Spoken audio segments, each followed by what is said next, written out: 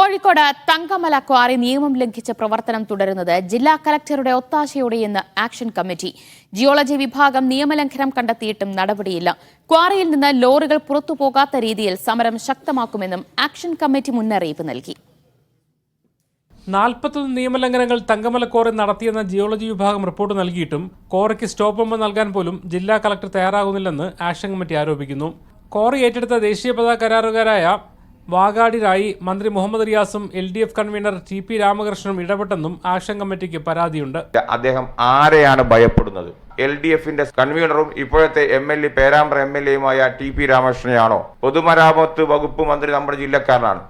അദ്ദേഹം ഉൾപ്പെടെയുള്ള CPM നേതൃത്വത്തെയാണോ അദ്ദേഹം ഭയപ്പെടുന്നത്? നിരവധി വീടുകളാണ് ക്വാറി പ്രവർത്തനം മൂലം ഭീഷണി നേരിടുന്നത്. ക്വാറി വാഗാട് ഏറ്റെടുത്ത് സംബന്ധിച്ച് പോലും വ്യക്തതയില്ല. കളക്ടർ ഇനിയും നടപടിയെടുത്തില്ലെങ്കിൽ കടുത്ത പ്രതിഷേധത്തിലേക്ക് കടക്കുമെന്നും നേതാക്കൾ അറിയിച്ചു. ഒരു കോറിയുമായി ബന്ധപ്പെട്ടുകൊണ്ടുള്ള ഒരു മെറ്റീരിയൽസും അവിടെ പുറത്തു വരാത്ത രീതിയിൽ ഞങ്ങൾ അതിനെ തടയും. ഈ മാസം 22-ന് K മുരളീധരൻ ഉദ്ഘാടനം ചെയ്യുന്ന ജനകീയ പ്രതിഷേധം സംഘടിപ്പിക്കാനും ആക്ഷൻ കമ്മിറ്റി തീരുമാനിച്ചിട്ടുണ്ട്. മീഡിയ 1 കോഴിക്കോട്.